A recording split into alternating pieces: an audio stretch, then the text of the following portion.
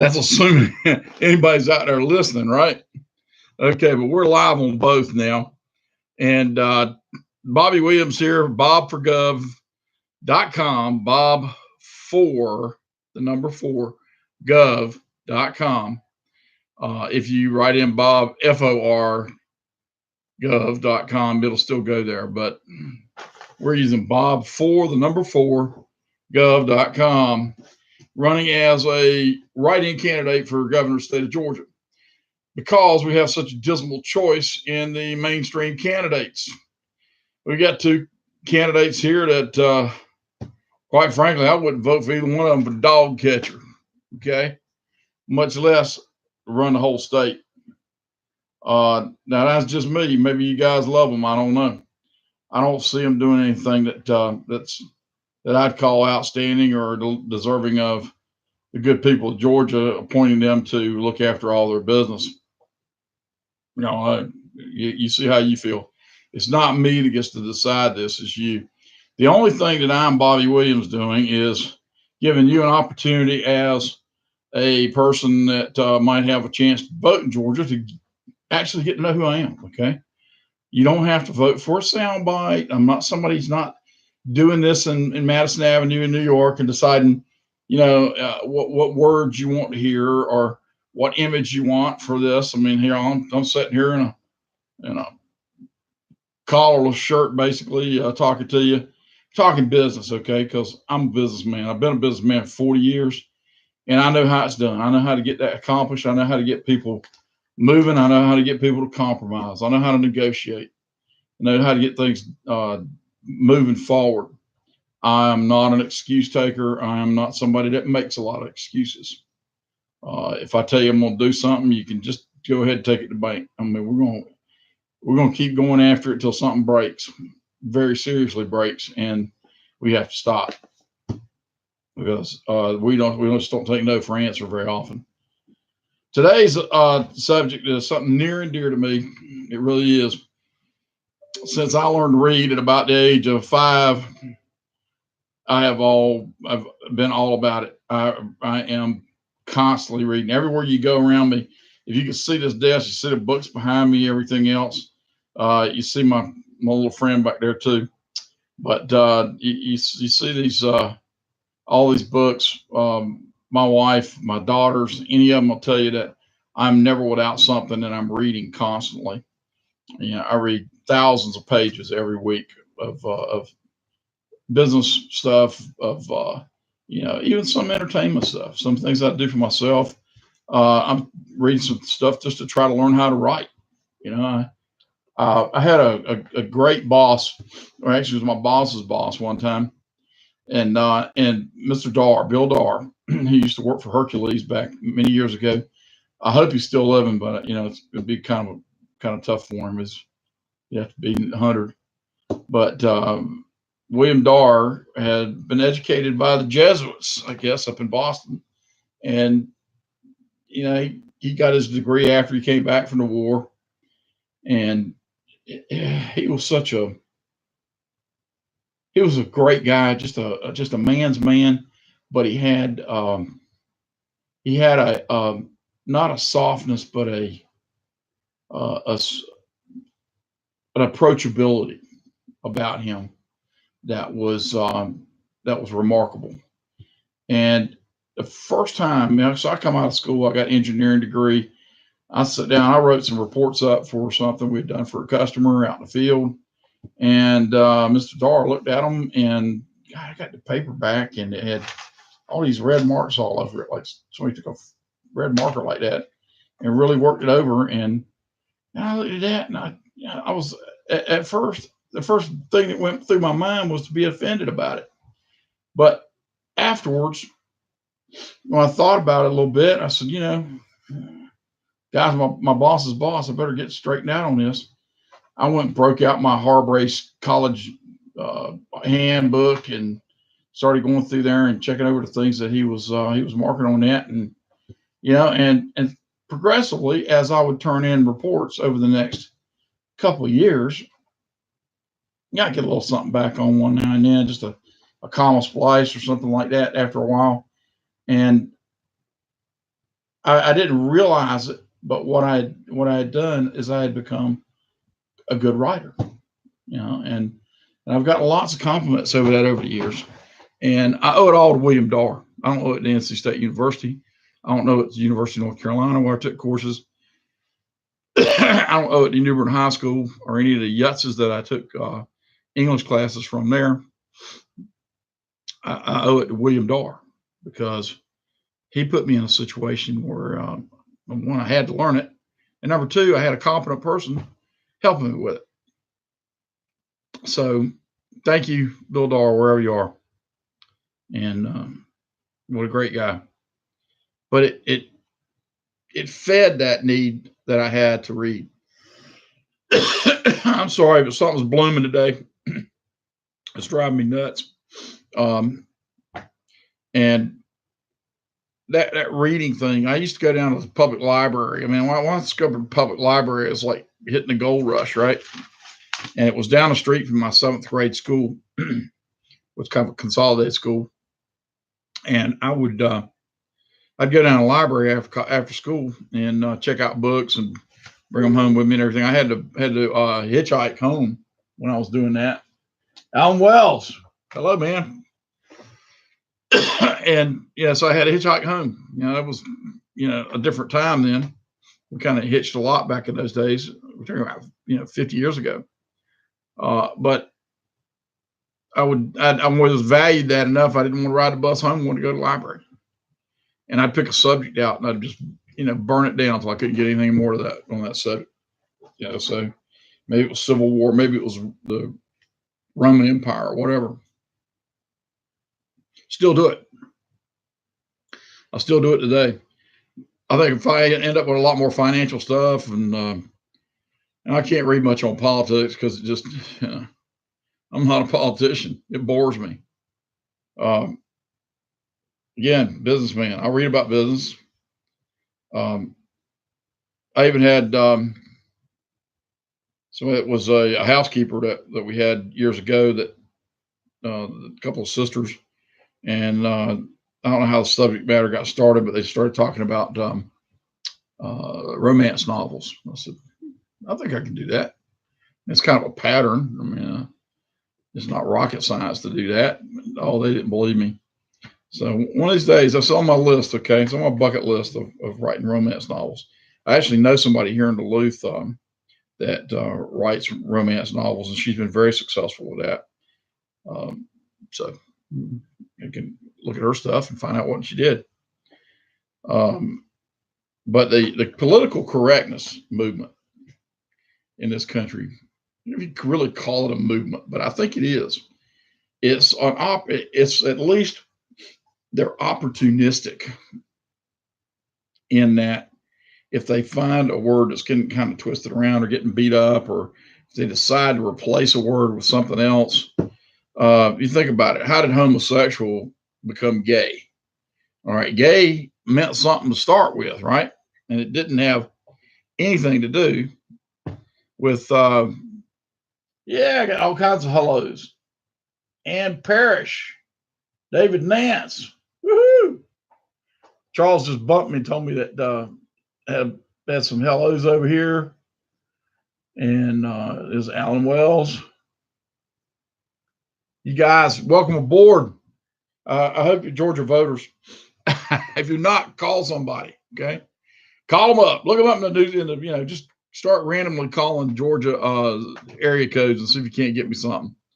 We're I wouldn't like to say it's not desperate. We're just kind of aggressive that way. Okay, but the long and short of this is the opportunistic, the left wing of our society has used this to abrogate what the meanings of some words are. You think, well, why would they go to that trouble? And oh, it's offensive. You can't say that because it's offensive. There's no law against offending somebody. There really isn't. There is on YouTube, and there is on some of the other things around here, but that's because the people who run YouTube and the people who run Facebook are communists. Okay, that's right, Zuckerberg. I called you a communist, and I mean it. Okay, I'm not up there with what's his name, Alex Jones. But man, let's look at it like this way. At least two things here, okay? Is there anybody in the world, Zuckerberg, smart enough to put all this together on his own without the CIA helping him do that? Come on, give me a break. NSA, CIA, somebody's backing it. And the same with YouTube. Same with with so many things in social media.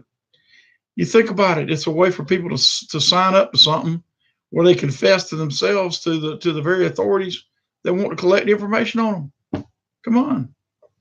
Um, there's an outfit that I really admire that has got this political correctness thing beat, but I'm not going to tell you who it is on this channel. Um, but you take words, if you can take words, which is what our whole world is made up of. I mean, think about it. And the Bible, it clearly says that God spoke the world into existence, that words were used to create the world. Let there be light, and it was good. Okay. Those are words.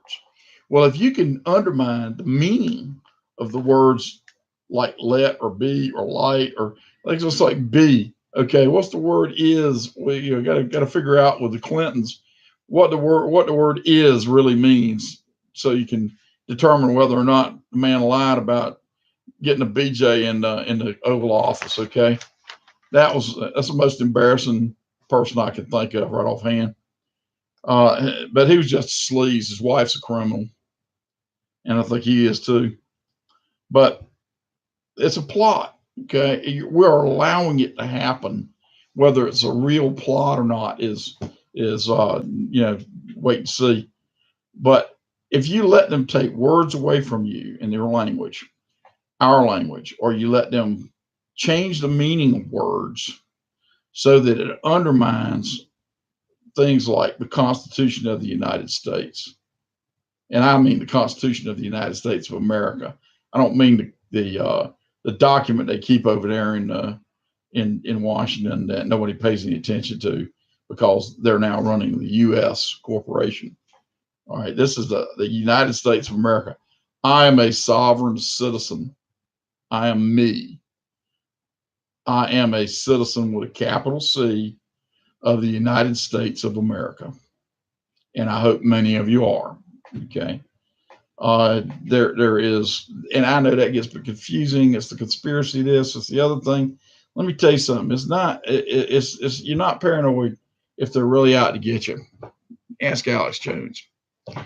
Um, and I'm not a big fan. I mean, I'm not a huge fan of his. I see some people on there with him that I know, and I know to be straight up and down characters like Craig Sawman Sawyer. I know he's straight as a gun barrel, and he is absolutely committed to uncovering what's going on in this country with pedophilia. So Sawman's after you guys, and I am too. I am too. You let us catch you being a pedophile in Georgia, okay? That's not a dare. That's a promise. We've dumbed down education in this country. We don't even teach civics in this country anymore, and we're dumbing down the language. And we're dumbing it down. You know who some of the people who are doing this the most is the news media. You said 30 years ago in Atlanta, you watched the local news, it was complete sentences. It was proper English. And I don't care who it was proper English and it was done correctly now. And to listen to these people in our news media now here in Metro Atlanta, you would think that they'd not spent 30 minutes in a classroom in their entire life. And yet, what are we doing about it? We do anything about it? No. They get on there and hey, a lot of them, it's the same people as it was 30 years ago. And now they're how's your mom and them. And before that, they were very, very proper about things. And that's wrong. It's wrong for them to change that. We have sacred cows in this world, okay, of words that we can and can't say. Let me ask you, if I say the N word, do you know what I'm talking about? Then what's the difference? All right. If you're gonna let people go around talking about that, but you won't let them use the old word for it, or and still in the own African American population, they use it all the time. It's crazy. Retarded, crippled, all these things. Those words have meaning. Okay, they're not by themselves offensive. It's how you think about it that makes something offensive. You know, you remember the little old adage we used to say when we were kids about sticks and stones can break my bones, but words can never hurt me? It's still true. Somebody can't hurt you with words. Maybe they can make you mad, but they can't physically hurt you with it. The words have meaning. I don't mean that you need to go around using those words, but I'm just saying if you replace something with something else and it means something, then you just continue to undermine the meaning of everything of all those things. It's just not sensible to do that. And all of morality in the world, all of law in the world, everything that defines who you are, your rights, your privileges, what you are as a professional, what you are as a parent or as a grandparent, or these things, all these things are words. And if we allow the Bolsheviks amongst us, the extreme left wing that wants to try to redesign our society by destroying the meanings of the things that our society stands for, then we get what we deserve. Okay. And it really is. It's all about anarchy in that respect. People promoting the PC, they don't care who gets offended. I mean, they're out there right now, the Antifa people out there all over the public trying to offend everybody they can get to. I'm trying to read the folks that are online over here on Facebook right now. So, yeah, Facebook, we're carrying it back to them on their own media. It's like the Persian proverb that where the eagle was flying along and somebody shot him with an arrow, and he looked back and saw the feathers on the fetching of that, and with our own feathers, they're killing us. Well, we're doing that to Facebook and YouTube and everybody else right now. We're turning it on them, pour them on. Georgia, people here say what they mean. Beat around the bush a whole bunch. I guess you got politicians, but if I don't think people in Georgia go out of their way to be offensive, but I don't think that they are going to allow the loss of their culture, their morality, their law, their system of laws and everything. You think about it, all the laws in the world are based on, essentially 10 commandments, whether you got them from Buddha or from the Christians or wherever, or from the Old Testament. But the same principles apply. Basically, they kind of categorize them into 10, so that I'm reminded of the story when Moses came down off of the mountain. He said, "Got good news and I got bad news." All right, tell us the good news. I got him down to 10. Okay. What's the bad news? So adultery's still in there. And there's another word, right? Look around in our society. That word has a meaning. It did have. Now, what's that meaning? What is it? How is it applied to what goes on in Hollywood? What goes on with politicians? I mentioned Bill Clinton a little while ago. Get that taste out of my mouth. What possible meaning does the word have? All you got to do is look it up in the dictionary. I was just doing that a minute ago, actually. Webster's is online these days. I was looking at an article that said that, let's see my notes here.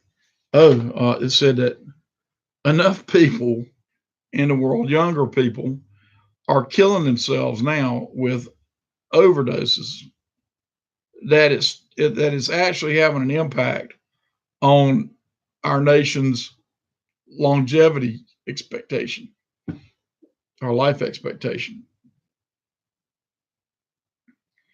Can you believe that?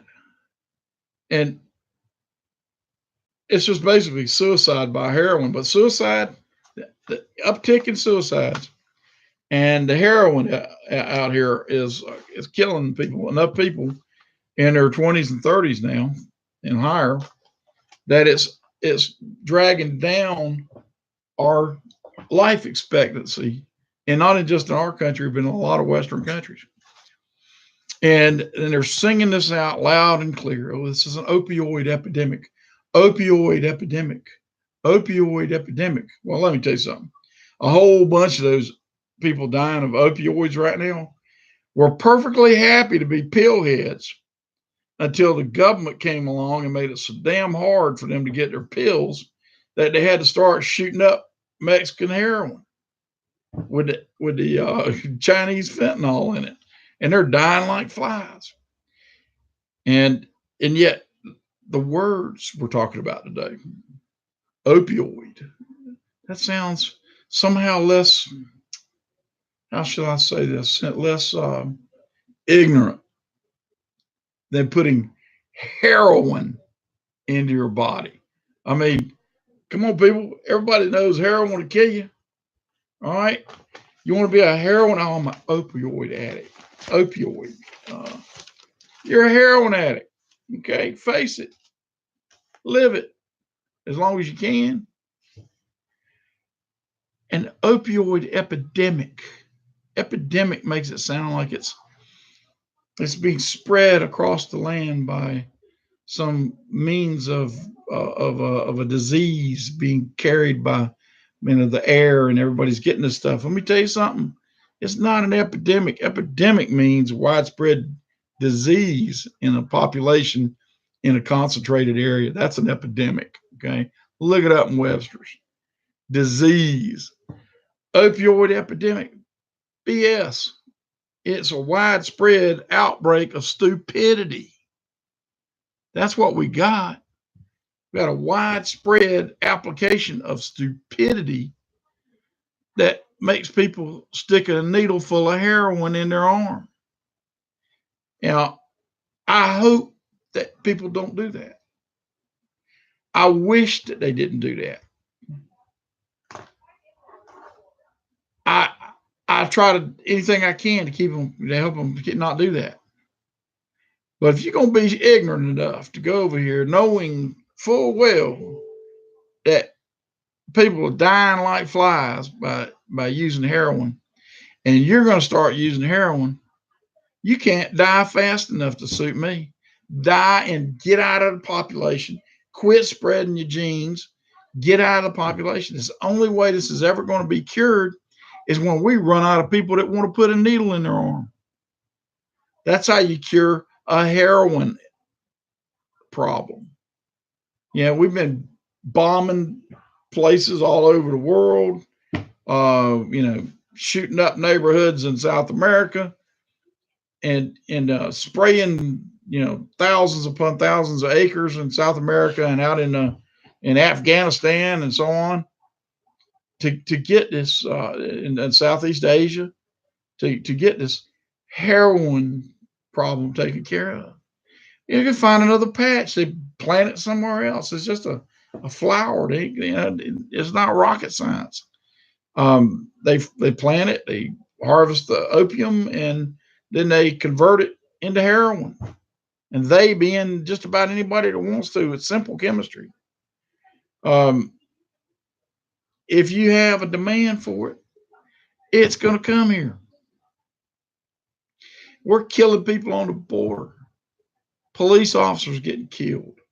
All kinds of people getting caught in crossfires with drug dealers and police and everything else to keep a bunch of stupid bastards from sticking a needle in their arm who desperately need to do it and die. Okay. As soon as we're done having people that want to do that, there won't be any market for heroin. You couldn't get the stuff away. It's cocaine, same way.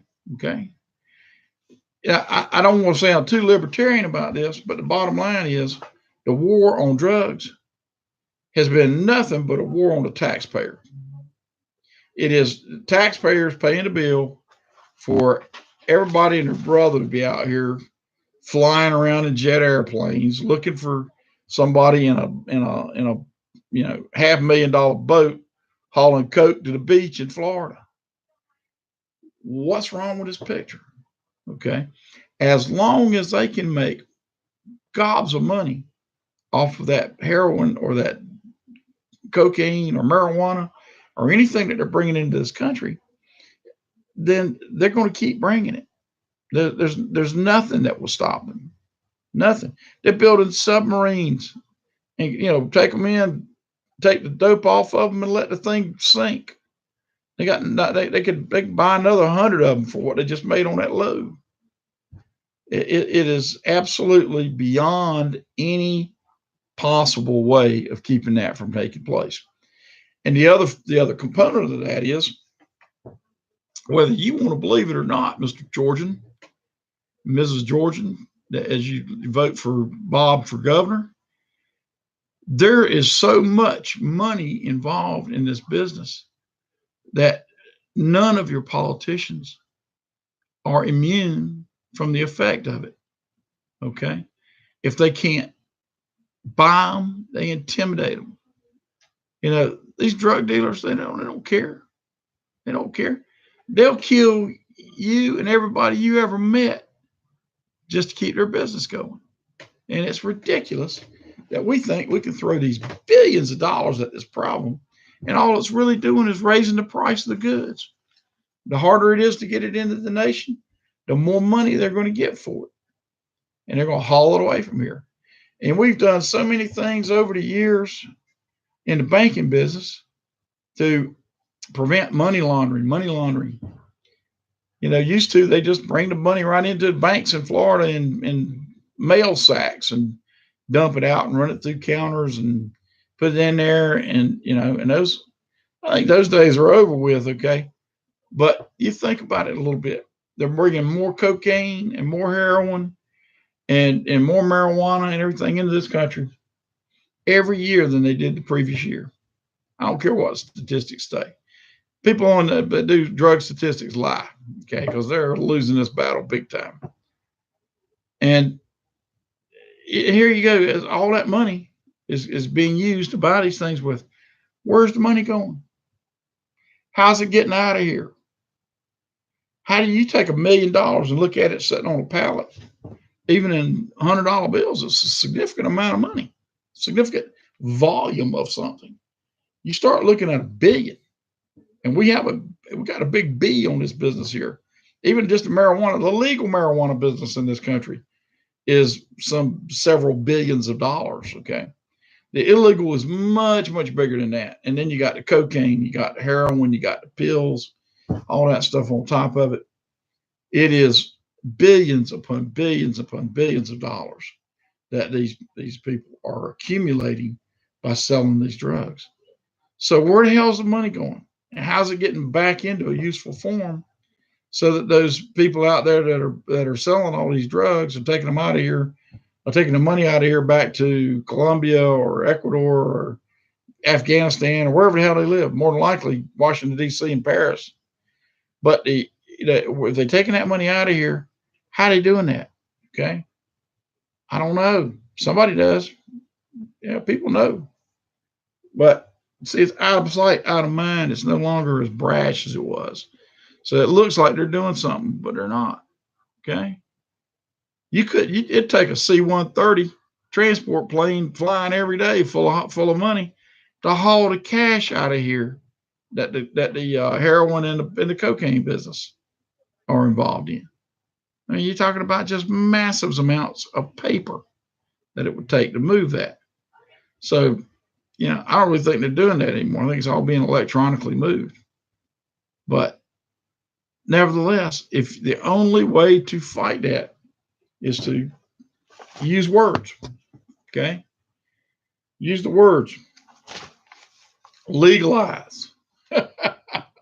There's a word. The United States of America could produce any of these drugs so incredibly cheaply that we put the Escobars and people out there that are doing this stuff in tin huts in the jungle completely out of business. And you can't sell something here that the government's giving away. You know, if you want to be a pillhead, be a pillhead. If you want to be a cocaine addict, go get some. If you want to be a heroin addict, at least we'd have quality control on it so you know what you're taking. But go down there and get all you want. Crack, yeah, get all you want. Okay. We'll make it so cheap that you couldn't stand it and still make money on it. Okay. But the point being that there's no fighting it. There's no fighting it. Would it encourage people to do more of it? I very seriously doubt it. Okay. I think everybody that wants some is getting it.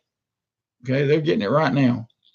And you know, just make it the death penalty for selling it to a minor and absolutely do it. Okay. You sell any of those drugs that you're getting over there, you sell them to a minor, and we'll put you in front of a wall, shoot you today. Okay. No delay. No, nothing. Okay. Straight into military tribunal, and you're out of here. Yeah, that's what we need to do. But getting back to the real point here, it's the language that's undermining so many of these things. You got, you know, language that doesn't mean what it says, what the word says, and yet you're applying that to that situation. How about we go through the Bill of Rights and look at that for words, okay? Again, you start to look at personal pronouns. You start looking at things like, well, what shall mean, okay? What about slave, okay? I mean, it was the 13th Amendment that abolished slavery. Well, what if we change the meaning of the word slavery? I think taxpayers are slaves. We're slaves to government that comes at gunpoint and takes money away from us. Our left-wing candidate for governor of Georgia wants to take more of my money and take it and give it to people that didn't earn it, didn't deserve it. Okay, not having it. And you know, our right-wing candidate out there wants to help some corporation that gave him big donations gather up my money and take it with them. Okay, I don't want that to happen either. Okay, I want our money in Georgia to stay right here in Georgia. I want to do things for us, for the people of the state of Georgia. I don't want it out, spread it out all over the world, making somebody rich that doesn't deserve it. Danny Huggins, say, brother. And it really, come on, down the middle with Bob, okay? When it comes to social things, you know, like I said, homosexuality, you know, all those kind of things, I'm a little left, okay? Live and let live. I don't, as long as it's not somebody trying to damage my rights or you know, inflict their belief system upon me. I think what they do in their private lives is up to them. Like I said, I don't want a whole lot of PDAs out here on the street that I got to watch in anybody's sex life. Okay, that's that, and you know, how we take care of our infirmed and our elderly, the need to take care of our homeless, and especially our homeless veterans. and make sure that our veterans are getting proper care and proper treatment, proper respect at the VA, and so on. Those things are important to me, and they're kind of a little bit center left issues. I think comes to taxation, how we use money, how we let people in the state manipulate our money, how we let various different agencies of our county governments um, basically ensnare people into the legal system so that they're almost never able to get out of it. They're always paying for something in the legal system. They're getting busted for this. They're getting rebusted for their parole, or they're just constantly getting their payments extended, and they're paying parole officers with the money that their kids ought to be getting for lunch money, okay, or to buy their books for school, or to buy their materials and everything. I'm really put off by that, and that's that whole thing of the corporate jail and the corporate parole, and basically having taken the entire state and county's responsibility for the prison system and the proper uh, maintenance of the jurisdiction. I don't like it. I think it's bad. I think it's bad for business. I think it's bad for the state. It's bad for the people that are getting ensnared in it. Um, yeah, I met a number of those young men not too many months ago, and they were good kids. I mean, I say kids. Everybody much under about 30 is a kid to me. But some of them had been busted for the least little things, like a little marijuana, or gotten pulled in because he ran a stop sign and had an insurance issue, or didn't have his driver's license with him, or whatever else. So they bust him, bring him in and they violated their parole. So now he's got to pay the parole some more money. Got to pay the court some money. Got to, the state's going to pay a lawyer to represent them. And all this. It's just a way of pumping money from the taxpayer to the people involved in that area, the legal system. We got so many lawyers out there that they're basically feeding off each other. And what they're really feeding off of is the taxpayer. We talked a little bit yesterday about the public corporations being financed by bonds, public bonds financing private corporations to build buildings and facilities, and then leasing them back to the government for exorbitant amounts of money that are lease fees to pay the debt service on the bonds, plus huge profits for whoever owns those companies. And you know who's getting milked there? Taxpayer. You, the taxpayer. And if you don't pay enough attention to this, pay enough attention to me to learn about this, you're going to keep getting milked. Okay, you're going to continue to get milked. You wonder why you don't have the money you used to have? Because you're getting milked. The taxpayer is the one. The taxpayer pays everything. The individual taxpayer pays everything.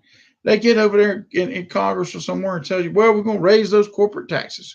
We're going to get that money from those fat cats and those corporations. Corporations don't pay taxes, you idiot. Corporations only collect the money that they sell you goods for. And then they take part of that money and they pay corporate taxes with it. Where'd the money come from? You. It came from you.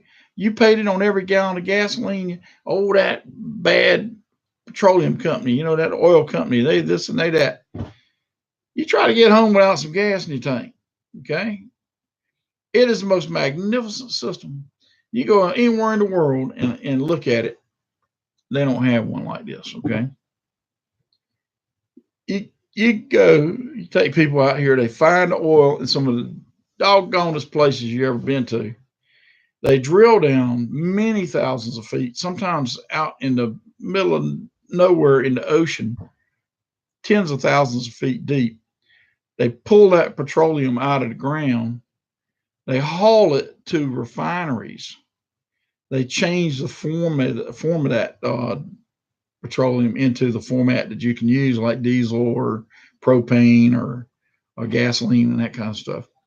And then they transfer that to a place where you can go and plunk down those Federal Reserve notes that are not worth the paper they're written on, and get a 20-pound bottle of propane to go back and connect to your barbecue. And you can get it just about anywhere.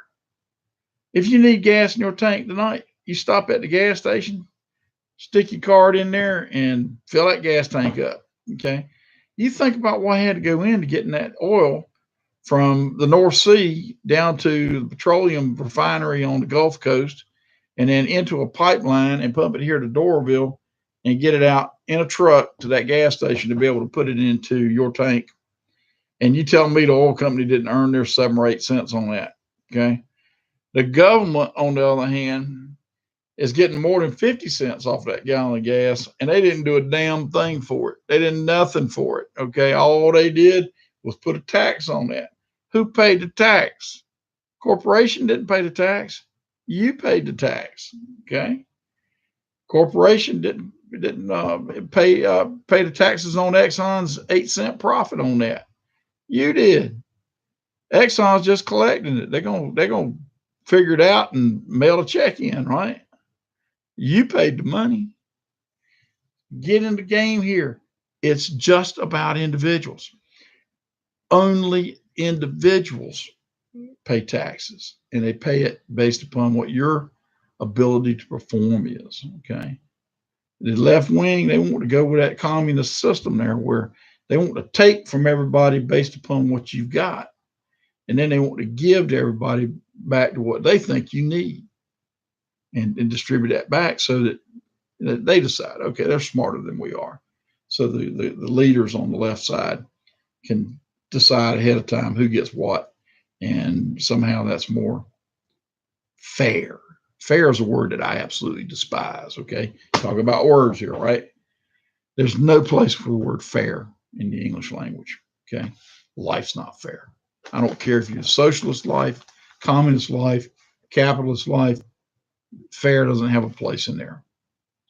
The only system of government that has ever, system of economics that has ever produced more than what the sum of its parts is capitalism.